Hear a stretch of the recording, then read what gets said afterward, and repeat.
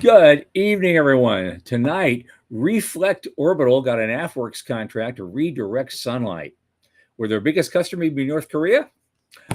Big week for funding. Voyager Space floats an IPO. iRocket is pairing up with a SPAC to list on the NASDAQ. Quantum Space raises $40 million. Muon Space raises $90 million. And this and a lot more with our guest, Hoyt Davidson, coming up. From the news desk at the Center for Space Commerce and Finance, my name is Thomas Andrew Olson, and this is The Unknown Quantity.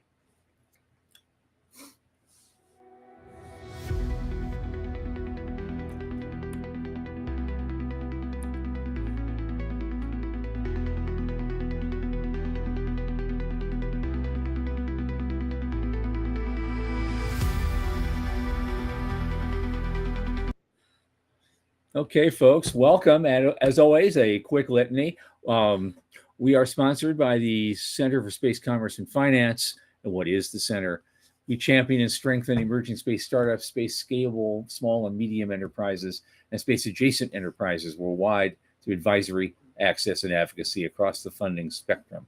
Our programs fortify business plans and investor readiness for founding teams at varying levels of development. A lot of our work, especially this podcast, is supported by our listeners and fans like you. So if you go to the QR code at the upper left of the screen, it's going to take you to our donation portal. Keep helping us out. A little in the tip jar each month makes a big difference. Thanks in advance. Joining me now is also an entrepreneur himself and a good friend of mine for many, many years, oldest space friend, Michael Lane from Liftport. Come on in, man. Hey, how's things? Good. I'm great. How's the leg? It's getting better. I can, about 10, 11 days into it, I'm starting to feel like it's going to heal, but yeah, I'll be fine. I'm not good enough to go to ISTC, but the rest of it's pretty good. That's tough. But you'll be there in spirit because we're doing a show from there. We'll be talking about that later. Anyway, what do you think of this stuff? Reflect Orbital. They're these guys. They're creating some kind of artificial sunlight with floating spheres that reflect everything and creating extra sunlight for something. I'm not really sure about this, but they got a phase 2 contract for like $1.25 million for proof of concept from AFWorks. So I thought, okay, there must be something to it. But the first joke that came to mind for me was, okay, I know North Korea could use something like that. They have no night lights at all in that country. It's just nothing, just big black spot where a country should be at night. When you see those images, it's like I feel sorry for them. But hey, maybe Reflect Orbital can give them a hand, at least in Pyongyang or someplace. Just aim a little bit down there. You know what I love about this? Now, I have to admit, I remain skeptical.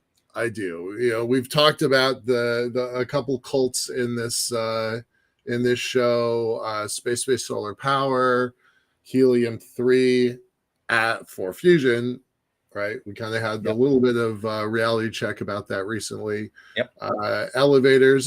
There's some reality checks that need to happen in this industry, but I don't get the market for capturing sunlight and redirecting it. I don't get that. So I'm curious to see what they're going to do. But I mean, these guys are the real deal. I don't know Starship Ventures, but Sequoia and Lux. They're not fooling around. Right, billions under management, and also AFWorks not messing around. So somebody somewhere thinks this is a lot more interesting than I do. So for me, this is just a wait and see. I'd like to have somebody prove me wrong on this. I think it'd be super cool because I'm a big fan of space-based solar power, but I don't see this one. I don't understand what they are doing. A constellation of satellites to deliver sunlight on demand. Is that for baseball diamonds, right? World's largest flashlight, nighttime soccer. I don't know. I want to see what they're going to do. I'm really curious what this is about. We're going to be watching it, but unexpected. Right. And and as you say, who's paying for it? Because it's I hate to be some guy in one of these, developing countries. But the one thing nice about a lot of developing countries is that they have this beautiful night sky. There's nothing there, and you can see the Milky Way. It's like it's a view of God's universe. It's a wonderful, wonderful thing. And all of a sudden, there's this thing on you. It's like, hey, wait a minute. What is it? No. Look at that. Yeah, I just brought New York City to you. Thanks. Right. Yep. Okay. All right. Big money day. I want to touch on something really quickly before we do that, because there's like 4 in a row. Yeah. But obviously we've all been waiting for the Axiom 4 mission to launch. This week. It was supposed to launch the other day, and it's standing down. God knows how long because there was a pre-launch static fire test, I think yesterday, and they found a liquid oxygen leak. Yeah, that sounds vaguely important. So, So even on the SpaceX website, they're not saying when. It's just everything's on hold until they do it. Right. They're not saying when it's going to happen. So I don't know. All this money. So Voyager Space, you got 300 space stations are in the news, right? They are Voyager Space, but they did an IPO and they made something like almost $400 million. $383 million. Yep. Not bad. Not bad at all. So that's huge. This is the stuff we've been waiting for. It is. This is stuff we've been talking about for 2 decades, and we've been waiting for, and and everybody laughed, 20 years ago, but here we are. It's real. It's a $625 billion industry, and it's growing all the time. I posted. There was a Megan Crawford. I think she was our first guest on this show. Went to New York for the ringing of the bell. Yeah, and so I posted something there, congratulating her and Jeff Mamber and his team, and I think Michael Mealing was also there. I'm not sure of that one. That would not surprise me. But Mealing and so Starbridge and Space Fund were earliest investors. Yeah. So really happy to see friends that we've been admiring for a long time really kind of doing something remarkable. I posted that I felt like that this was the same as the Netscape moment, right? The thing that made the internet a credible investment environment. That maybe there's such a thing as a Voyager moment, right? Now, I don't think that the SPACs, credit where it's due. Some of the SPACs did okay, and some of them being very, very, very generous were very premature. I'm going to say that. Very premature. We can use stronger words than that on the show. This is not PG-13. No. Some of them were crap. Well, speaking of that, though, you got to understand. I mean, not right now. iRocket and something backed by Wilbur Ross called the BPGC acquisition. Yep. They're looking to get together and be in the NASDAQ. Now, that's a SPAC. That's technically a SPAC. It is. BPGC is. So, I thought they were done. And this pops up this morning. I was like, wait a minute. Clearly not done. It's kind of crazy. I was pretty surprised by this one. Mike, I just mentioned Mealing a moment ago. Michael Mealing said to me something kind of proficient. Marty, we'll get to SPACs in a second. We'll explain that. Special purpose acquisition companies. It's the fast track to going public. You take something that currently is public and kind of shoehorn your company into it. There's kind of an art to it. It used to be called reverse mergers, and they got a bad name, so then they rebranded it as SPACs, and now we have SPACs. They're interesting beasts. I went on record a couple of years ago saying what a terrible idea that they were, and then like 20 of them in a row happened. I'm like, all right, well, maybe I'm wrong. And then we got the results of them, And I'm like, nope, maybe you I weren't was so right. wrong after all. They were kind of terrible, right? And so it was Michael Mealing who kind of educated me on this. He was like, look, deals that go in front of dozens or hundreds of venture capital companies, they get carefully screened and the good stuff rises to the top. SPACs go straight to the public without that screening, and all you know about it is the stuff that company tells you and the propaganda machine behind it. So good things can happen, but there's a reason they went around the normal protocols of the industry and took the fast track. So I thought that was pretty insightful from Michael Mealing. And so that kind of ongoing distaste for that idea is kind of stuck with me. But all the more reason for why Voyager is such a big deal, because they did everything the quote normal way, right? A couple of guys that we know got together. We think we know where they got together. And they built something, and that was the beginning of nanoracks. And then those same folks got together, and then they built some more stuff. And then those same folks worked harder, generated revenue, built stuff, and now they went public.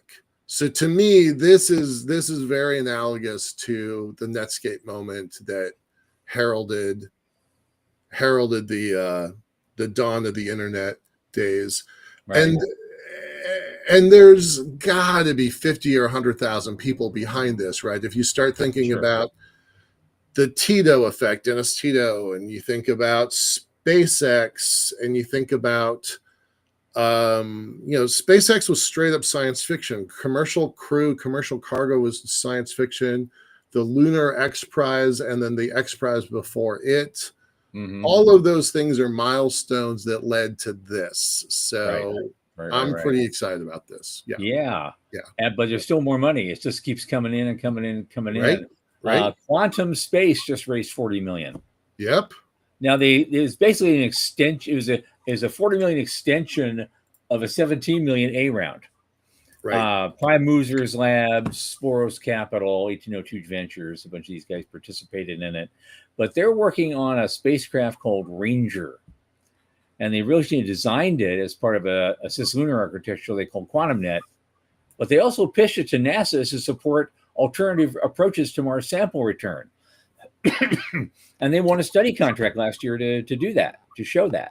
Yeah. But now they're focused. Now they're pivoting, like a lot of people we've talked about on this show. Yep. They're pivoting on national security and military type stuff. Yep. And so they say it's a significant pivot.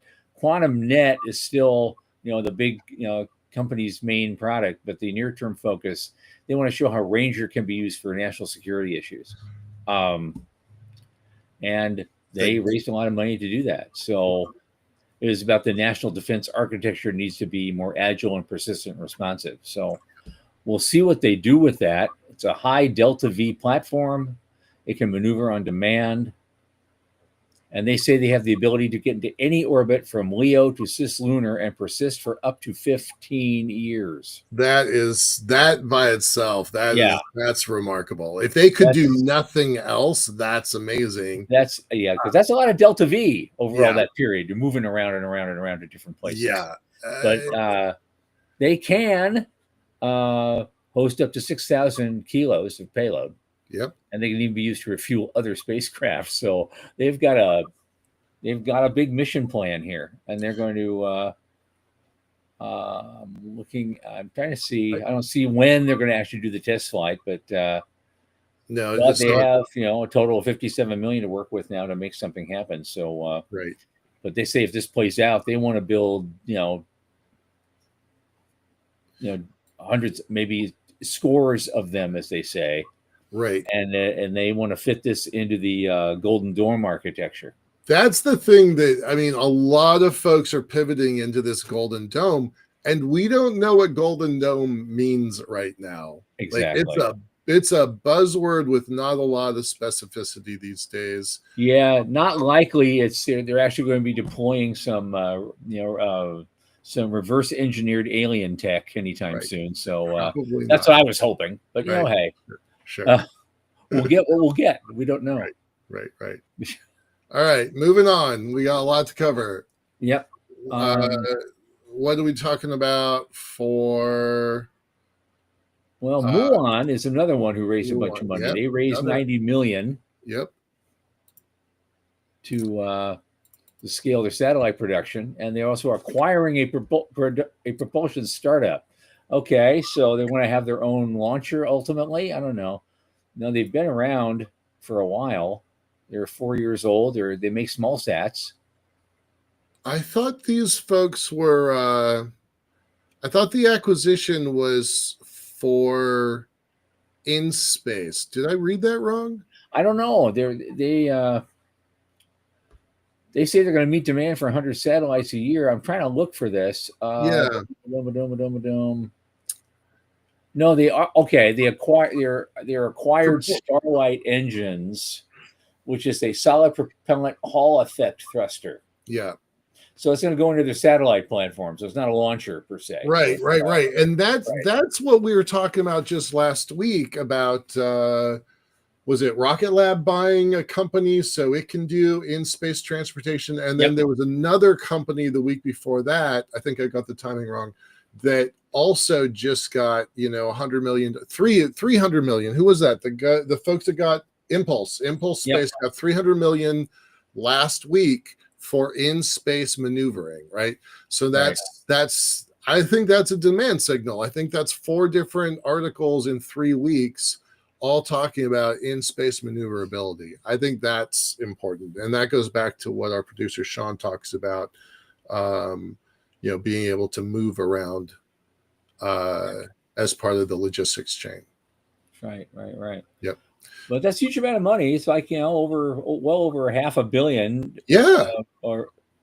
Reported in just less than a week. In 1 week, it's $500 million in transactions, not counting the 300 million for Impulse. Exactly.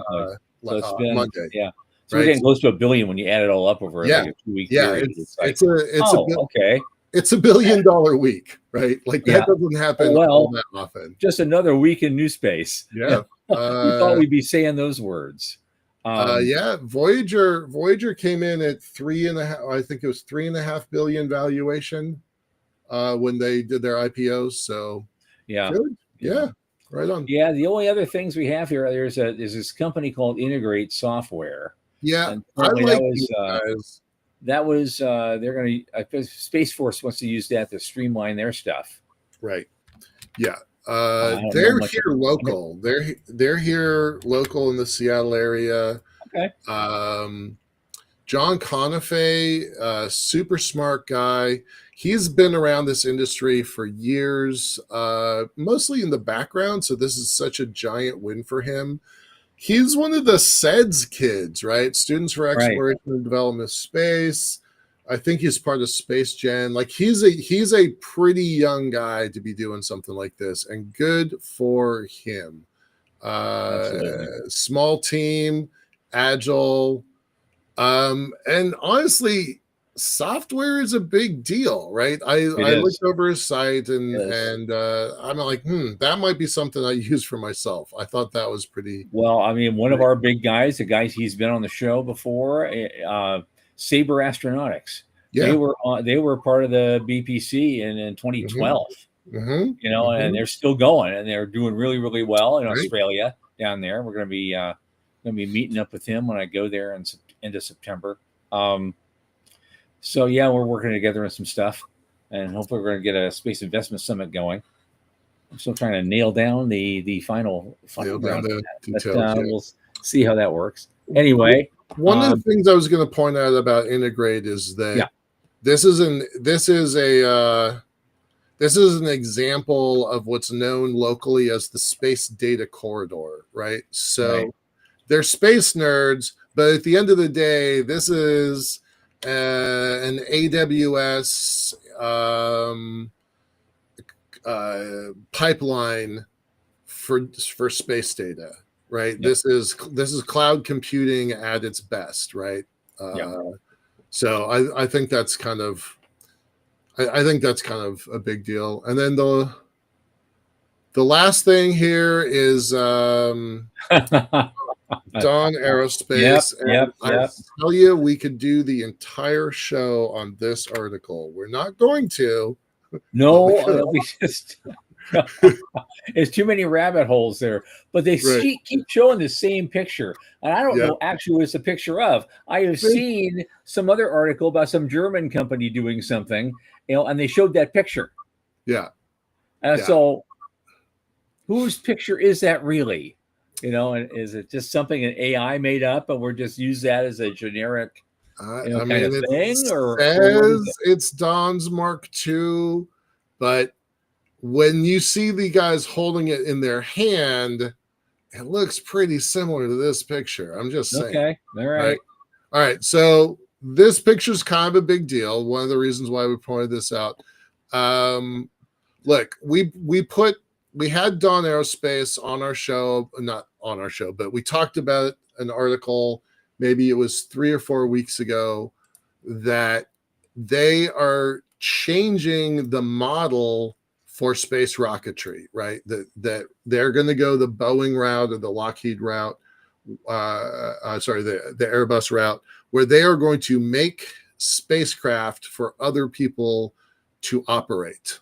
Yep. And that's what they did. They made they are making a spacecraft for Oklahoma and transferring the license over to them. The team is going to monitor it for the first 100 flights, and then they're out. They're out. But this is George Neild. He ran the AST for a long time. What's that? Yeah. He ran AST for a long time. Yep. And this is former NASA Administrator Bridenstine, right? Mm-hmm. So I'm like, okay, that's a pretty good team, right? That's a pretty good team to pull that off. So I also know Khaki Rodway pretty well. She's great. Oh, I don't know her. I don't know. She's great. I met her in New York. She was running a program in New York for a long time. Okay. Kind of an accelerator kind of thing. Oh, cool. Nice. So Oklahoma has been trying to do a spaceport for 20 years, and there was a lot of drama around that. Like I said, we could build a show around that. We could build a whole show about it, but we're not going to. We're not going to. Nope, we're not going to. No, we are going to move on. All right. Because here's the thing. It's a fortuitous night because it's really been a night for money. And a lot of people raising money. And our guest tonight is someone who's been working in that area for a very, very long time. We're going to get his story. We have a lot of interesting things to talk about with him. Our guest tonight is Hoyt Davidson. He's the founder and managing partner of Near Earth LLC, which is a boutique investment banking firm focused on the satellite industry, commercial space, aerospace, defense, and wireless telecom. And he's been involved in a lot of great things. And I'm so happy to be able to have him on the show tonight. Hoyt, welcome. Come on in, man. I need to see you. Come on, Hoyt.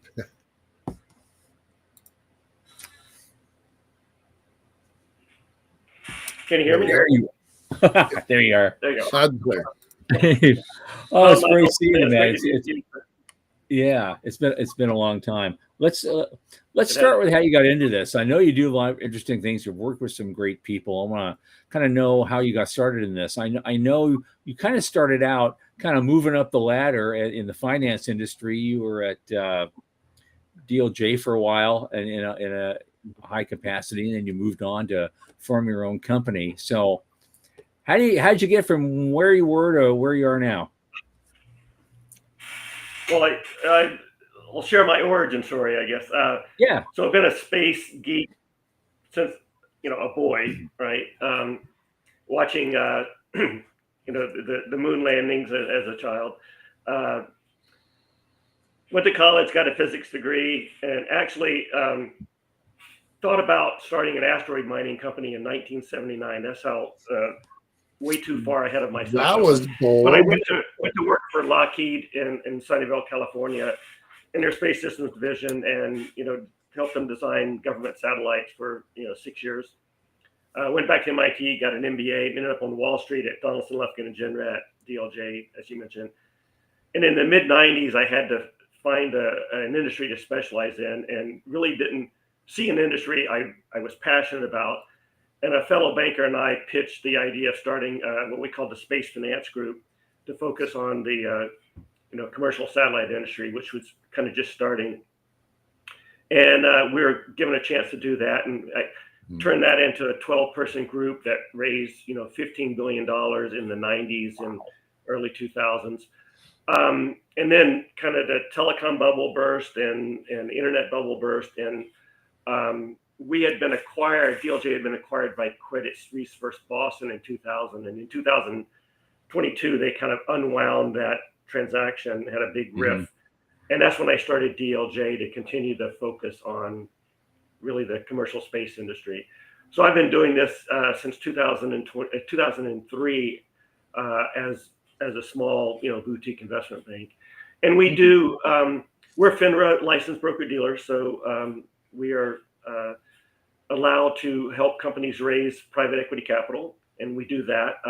We probably do more M&A advisory work than capital raising. And that's typically for companies kind of worth 10 million to 200 million, both buy side and sell side. And have, helped a lot of companies that you talk about, or some of the SPACs or even the non-SPACs acquire companies, and really excited about this year. And I think all of these large financings you're seeing, and Voyager's IPO, there's I think a lot of wonderful opportunities to do some very good transactions this year and next year to kind of build this CisLunar ecosystem and build the commercial satellite industry. And that's both civil space, commercial space, national security space, kind of hitting on all cylinders. But it's a very exciting time to be helping with the finance side of this industry. Okay. So that's my story. Well, I know you've worked with some very interesting companies. Because I know one year, I think it was 2012, we ran a visit. One of the great $100,000 business plan competitions that went back. It was being sponsored by NASA Ames, right? And you were a judge, and we voted for a company. I watched you guys vote for a company that that won it all. There's another company that didn't win, but you seem to be interested in them. And I think you had a conversation. They were called, at the time, they were called Nano Satisfy. You remember them? They became Spire. Spire. Yeah. Became Spire. Okay, that's right. Yeah. I remember that. And I got the. Yeah. And I can't remember who we selected, but Nano Satisfy was very interesting, and I think our interest. I think we liked the management team more than we liked the idea. Okay. But obviously, you have a good management team that can evolve and pivot and turn it, an idea into a winning business plan. I think that was the year that y'all picked the glove. There was a glove guy that was that. That was the year before. Oh, okay. That was Peter Homer and the glove. He was one of the winners. We had three winners that year. I think Altia Space Machines won that first year. Then the second year was a company called Space Ground Amalgam. A guy named Rick Sanford was involved in that. And I don't know what happened to that. They had some interesting technology. It was an inflatable technology for satellite antennas. Huh. All right. Which I thought was just fascinating, and it seemed really cutting edge. I don't know where they went with it. I don't know if there was an Israeli company doing something similar. I don't know if they merged. I don't know what happened to them. Yeah, but I mean, most startups don't make it, but we're still doing it. Actually, our group, we've had, we added it all up the last 15 years. I think we've introduced 90 companies to the world, and in some way helped fund about 30 of them. So, we're pretty happy. We don't shout that from the rooftops enough, but maybe we should. We've played a role, and I'm happy with the role that we've played. But I know you're here because there was actually something that's got a new thing coming up. This kind of, dear to your heart. We've got a couple things. Yeah. So before I get that, you wanted to say, I know you wanted to talk about there's some nonprofit work that you're doing that you're really. Well, yeah, I mean, Near Earth is my day job. I'm also very interested in space advocacy. I'm the executive vice president of the National Space Society, and the things I oversee are the policy committee and the international committee and the technology roadmap committee. So I'm very interested in staying involved in that. I'm also on the Space Foundation board, which puts that great conference on in Colorado Springs and does a lot of wonderful STEM education and workforce building sort of thing. So I spend time with that. And then I help out with the Beyond Earth team that's doing some really great advocacy stuff in Washington, D.C. and helps them create some white papers and things like that, one of which I shared with you and we can talk about later. But yeah, so I want to be helpful where I can. What drives your interest in policy? I mean, when people talk about space, they almost always want to talk about rocketry, right? Before the show, you asked, what's our audience? Well, if we were one of the SpaceX fanboys and we had live feeds from Starbase or something, we'd have an audience of 100,000 people. But we talk about something that most people don't want to talk about, which is money and space and that intersection. And it is vitally important. So same reason I ran a show that talked about space policy for about 2 years, never got any traction because nobody wanted to talk about it, but I want to talk about it. So what drives you to be interested at that intersection of policy and space? Well, money is certainly key. I mean, space is expensive, right? It's hard and it's expensive, and you need long-term patient capital and large amounts of money to make a difference. But you also need good policy, good regulations, good laws, good government support, good international cooperation, good rules of behavior. And we're starting to make some good progress on that. The Artemis Accords is an excellent example.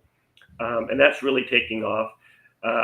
And that's just an agreement among ever more nations to what proper behavior in space should be, and an opportunity to have some common standards. And that's good. It's not a governance model for space, but it's a good start. And then, there's some United Nations treaties that are kind of the umbrella, kind of setting the boundaries or limits of what you can and can't do in space. And one of the ones that is probably most important in terms of raising money and getting things done in space is that you can't own the moon, or you can't own property in space. You can dig up a material and refine it and then own that, just like you can't own the ocean, but you can fish and take the fish out and own the fish. But you don't have property rights. And so how do you raise the billions and billions of dollars you will need to have a long-term sustainable settlement on the moon to do science and mining and all sorts of other things, if you can't own the property, and control it? And so that's been a problem that the industry has been talking about for decades now. And one of the ways to solve that problem is this lunar development cooperative idea that I shared with you that I'd love to talk more about today.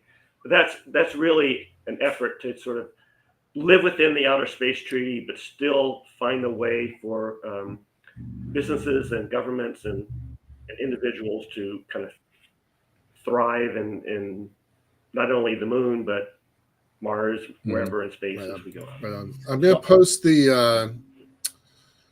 the Space Review article. I have the whole PDF, but this I felt was a little bit easier to digest here. So you wrote this back 5 years ago. I actually thought it was a new idea. I did not know it was 5 years old. So let's talk about kind of its history and what you want to accomplish.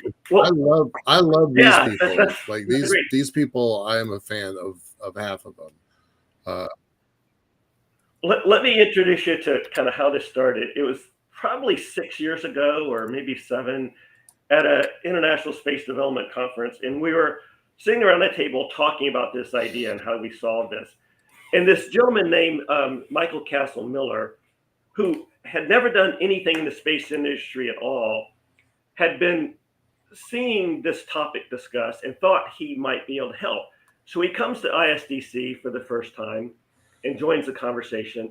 And what Michael does, and has a very distinguished career over many decades doing, is he'll go to a country and help them create a special economic zone or a free port or some other special area that has its own rules and laws and economy and whatever, to facilitate, trade, international business or whatever.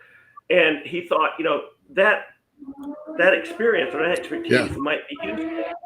And he and I just, hit it off from the beginning, because I think he's dead on. And over the last 6 years, we've brought more and more people into this effort and kind of evolved this concept, this lunar development cooperative concept, quite a bit from this article 5 years ago. And there have been, probably 100 people that have contributed to it so far. And it's not done yet, but it's much further along, to the point where this year, Michael Castle Miller decided to quit his day job, doing this sort of thing around the world, and focus 100% on making LDC happen. Because it's kind of the time is now. If you want it there when we go back to the moon, you got to start now to create the framework, the institutions, raise the money, and everything like that. It's pretty bold. I dig this. Sean sent it to me. Our producer sent it to me yesterday, and I had not seen it before, and it actually mimics some stuff that I want to have happen. So I'm probably going to be reaching out to Michael about this. I think it's a fascinating idea. Yeah. Wonderful.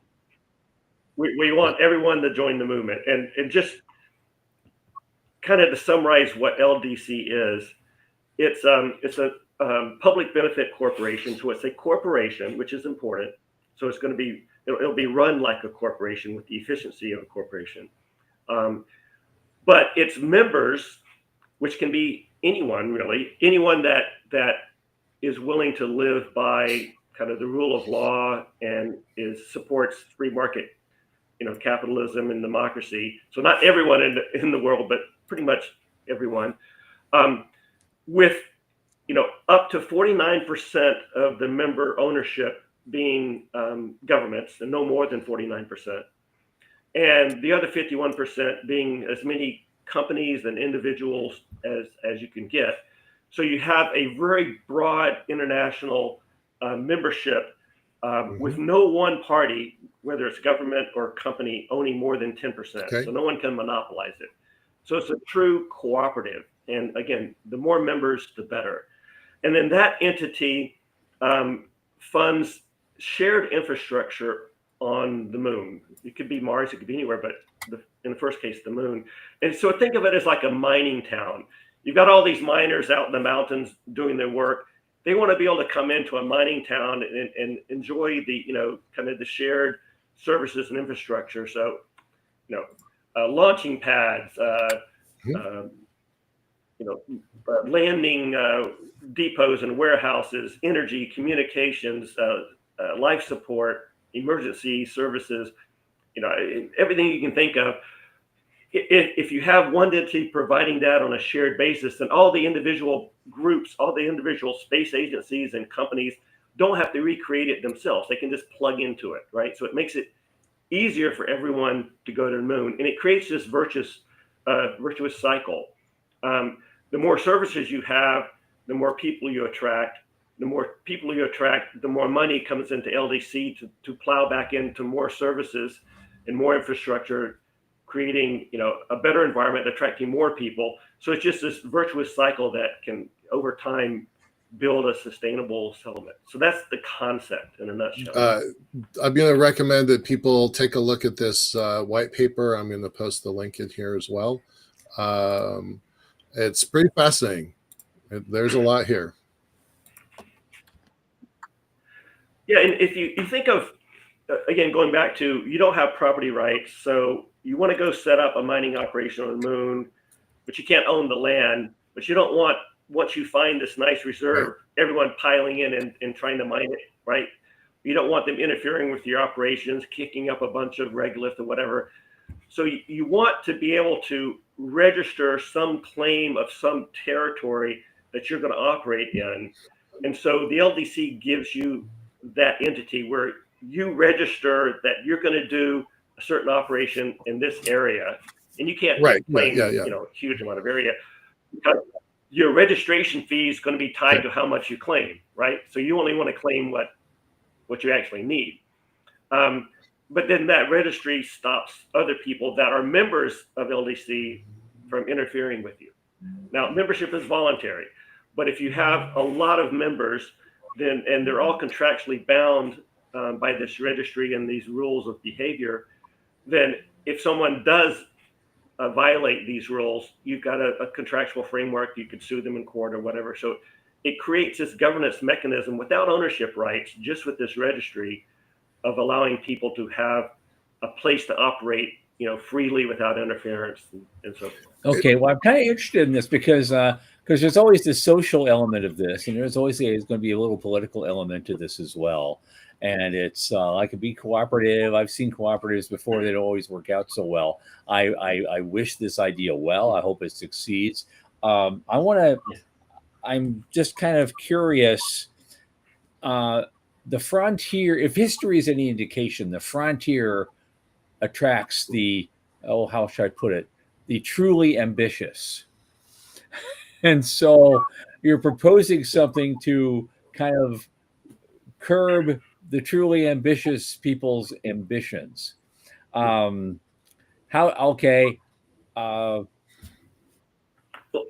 yeah, how does that going to work in the long run and everybody stays happy, I guess? Yeah. Well, let's say some company decides we don't want to be part of LDC. We're going to go off and do this on our own. Okay.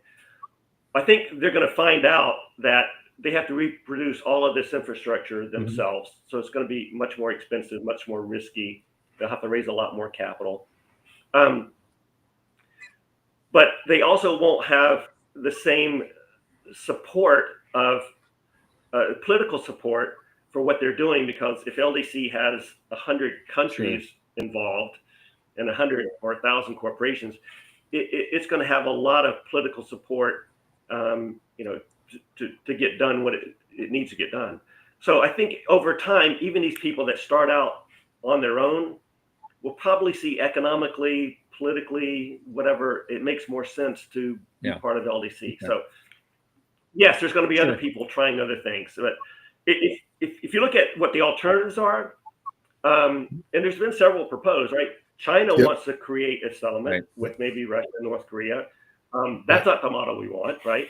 You could think of NASA doing something similar, which is great. I'm an American. I love America to kind of lead the settlement. But do you really think NASA, with its budgets going up and down and changing every administration, is the right kind of lead for something that's going to take decades to develop and needs, consistent, efficient, innovative kind of leadership? That's something you want a corporation to do over time, that's going to act like a corporation. And so I don't think having NASA lead it is good at all. And it probably isn't good for all the other international partners that don't necessarily want to be second-class citizens to NASA at some site, right? They want to be more like peers. So this, to us, it's got the right combination of commercial space, it's the company, but yet it's got as much international involvement as you can to share the cost and the rewards. So there's a question from the audience. Dave Huntsman is asking, what does that even mean, Tom? And this came in right when you said, ambitious people, more ambitious. I look at this as, this is the 1880s, 1860s into the 1920s, where there's this frontier of America there's these established outposts in Chicago and Kansas City, but then there's this range where kind of anything goes, right? And those were some pretty interesting days of the Wild Wild West, right? That's called Wild Wild West for a reason. And I kind of think we're moving into that direction with developing the moon. But think about that analogy. The Wild Wild West wasn't great at building value. It wasn't until the sheriff showed up and the railroad came through, right, that we had the infrastructure and the rule of law. And I agree with that 100%, all of you. So that's I agree with that 100%. 100%. It didn't stop Bill Gates. But there's another interesting historical analogy. If you go back to the 1700s, the way the frontiers, this is the age of colonization, when Europe was trying to take over the world, right, with the colonies, and they were competing with each other. Well, these European countries were also fighting one another all the time in wars that were very expensive. They didn't have the money to go settle these frontiers, whether it was the East or the West, India or the Americas. So they created these company states. And whether it's the East India Company, British and Dutch East India Company, they had them for the Americas too. Connecticut was founded by two of these chartered companies. And they gave these companies, which had a board of directors and raised money privately, kind of sovereign rights to go rule these frontier territories, even to have militaries to protect their ships and their ports and their assets, right? So that was phenomenally successful during this age of colonization, but it also had a huge amount of negative stuff. I mean, the things they did to indigenous populations were, criminal, inhumane, and they created some monopolies that really weren't good for the long run. And they basically all eventually got unwound and taken back by the client. So we wanted to create something like a company state without the bad parts, right? So that's kind of what's behind LDC historically as an analogy. And going there, I don't know if you read a guy named Carroll Quigley. He was an academic. He wrote a great book called Evolution of Civilizations, which I have read, more than once. But he mentioned that, as a society, as a culture, we create these kind of public instruments to help us get certain things done, in an efficient and profitable or whatever fashion to get stuff done, which is what you're doing. This is what you're working on. You're building an instrument.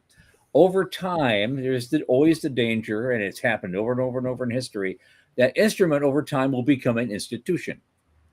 And the institution takes off a life of its own then, and sometimes becomes even something totally different from what the founders realized it to be. And that's what the concern I bring up. I mean, it's kind of up at the 50,000 foot level, but you're building this wonderful thing, but 100 years from now, it could be a bucket of crabs if you're not careful.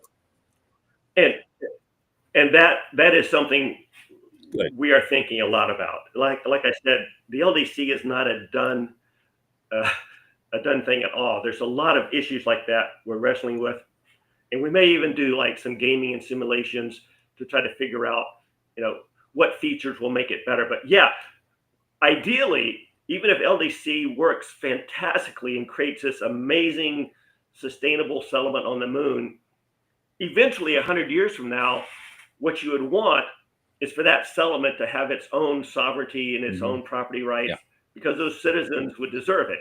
It's just like in America, eventually we wanted our independence from Great Britain, right?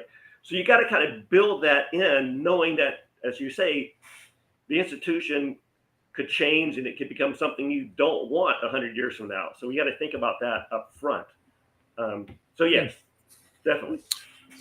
It's kind of a fascinating idea. I've been bouncing around for a while now with this idea of this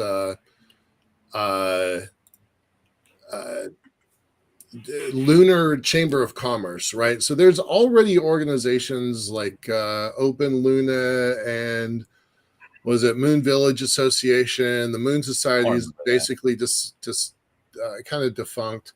But there's been attempts to build out communities focused on the moon so far. The other guy's name is Michael something Castle? Do I have the name right? Michael Castle So Miller. what is he doing that's different from Open Luna, Moon Village Association, and Moon Society? What is different about from the organizations that currently exist? Well, I think the big difference, and I remember talking to some of the Moon Village people, and they were very clear to say this isn't an actual Moon Village, you know. And I was like, we do actually want a Moon Village, like. Yeah. So what LDC is trying to do is create the governing structure that will enable an actual Moon Village, right? And that may include lots of things that Open Luna and these other people are talking about, and hopefully we can co-opt some of the best of these ideas into LDC. But like we want to create a shared database of all information about the moon, and then fund some prospecting missions, both from satellites and on the ground, and create a great database of geology and terrain and everything on the moon that is shared. That's one idea. You also want to create a trade network where you can virtually, maybe even with cryptocurrency, trade resources and services in the CisLunar environment. And there's people working on those sort of exchanges. Great. We don't want to recreate every wheel. We want to work with the people that are already doing these great things and bring them into the LDC. I've got a couple of interesting comments. Okay, we just saw Vidrogo Trail. That's one right now. I thought that was an interesting thing to try. Turn it into a board game. Well, no, one of the things we're seriously talking about is creating a game. Well, it won't necessarily be like a shoot 'em video game, but this could be like Risk, let's say, but online. Yeah. And what features of governance create a more robust, sustainable, competitive but friendly kind of community versus one that just becomes a wild and then we turn 5 different AIs loose on it and see what happens. That's going to get into the picture. So that is something we want to do. Yeah. I think this is a super fun idea. I'm trying to build an elevator on the moon, and that's going to take a lot of people communicating, working together.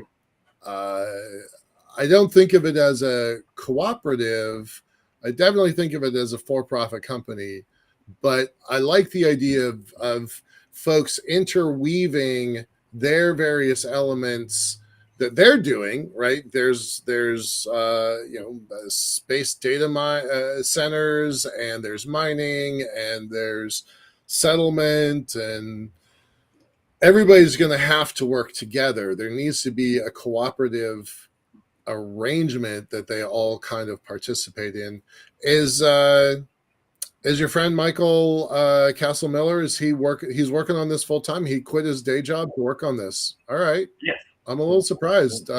Nothing about the website gives that level of seriousness. So that's pretty cool. I think.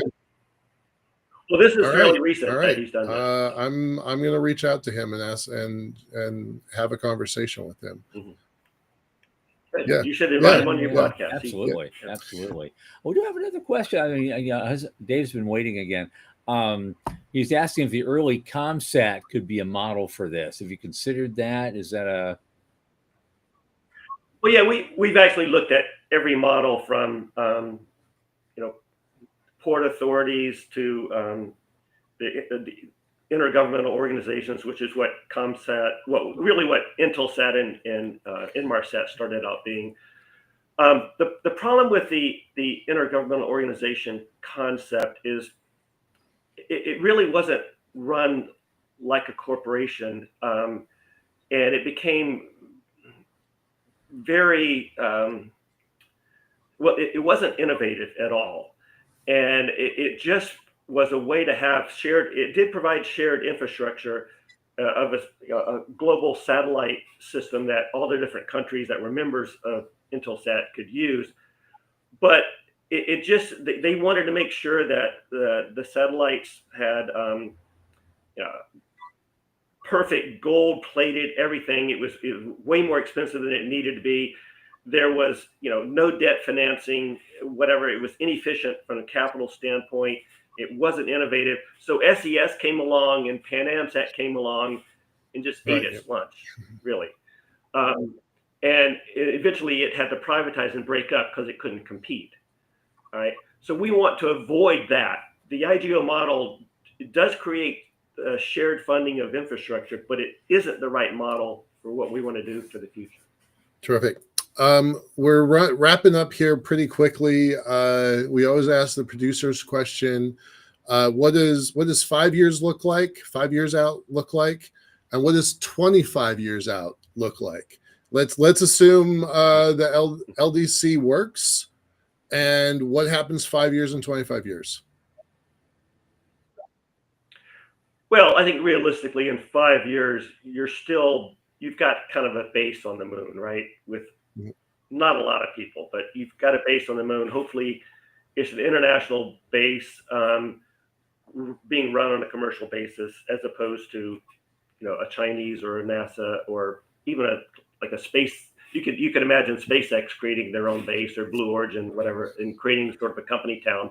So hopefully this is the structure that is being used by most of the world to build that base, but it'll still be pretty small in 5 years. But hopefully in 25 years, it would be, I don't know what the number might be, but hopefully at least 1,000 or thousands of people coming. Thousands or 1,000 or thousands? Are you thinking it's on the low side of like 1 or 2, or 25 or 100? I'm an optimist. Good. I'm an optimist, so hopefully thousands. That would be great. Okay, at that point, Hoyt Davidson, managing partner of Near Earth LLC. It's always lovely talking to you anyway, just in real life. We meet up a lot over the course of the year, and I just love seeing you and the amazing things that you've been doing. And you've got fingers in a lot of different pies, and it's fun to see where you're going and where it's going to take you in the end. I'll be watching this with great interest. So thanks for being here. This has been wonderful. All right. Thanks. Bye. Okay, now we got a couple of things. We got a couple of announcements coming up. I mean, next Monday is kind of what we call the ISDC warm-up show that we will be doing. I think I'm trying to get Mike Coburn to come on. He hasn't said yes yet, but we'll see. We'll see who we can talk to from there, because he's the guy that runs the actual management company group that does the whole conference. And I am on that team, and I'm every other week we've been having Zoom calls and stuff. I just remember, just like a long time ago now, it just seemed like yesterday, he was saying, you know what, we had this meeting, this kickoff meeting. He says it's 49 weeks till the next ISDC. Well, now it's 1 week. Here we are, man, and we're doing it. But this is the big announcement I want to make before we go, is that we're doing something we've never done before. It's risky as hell. I think it's going to work out really well. Sean is all into this. We're going to have a very special event, because an opportunity opened up the first day of the conference, the 19th. This is Thursday.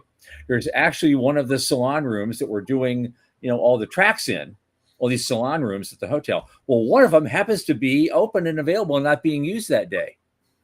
And so I went to Mike Coburn and says, what do you think?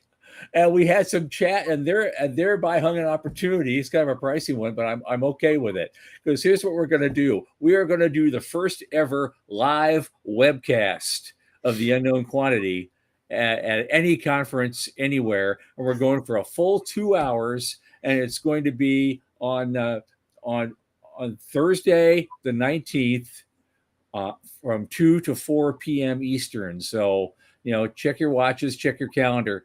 It's going to be amazing. I've invited everyone from my business track to come in. We're going to interview them for like 3 or 4 minutes each, and they're going to talk about, they'll give us a little tease about what they're going to talk about at the business track the very next day.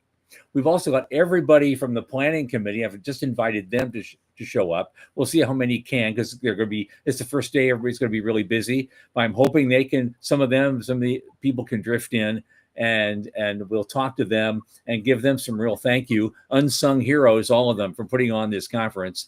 And there'll always be news items where Michael and I are going to talk about, and we're going to, raise some hell and set fire to the corner of it. And we're doing it all in front of a live studio audience. This is going to be so much damn fun, and we're going to get audience questions. So this is going to be amazing. And so y'all show up for it, even if you're showing up remotely, because it's going to be absolute gas. It's going to be fun.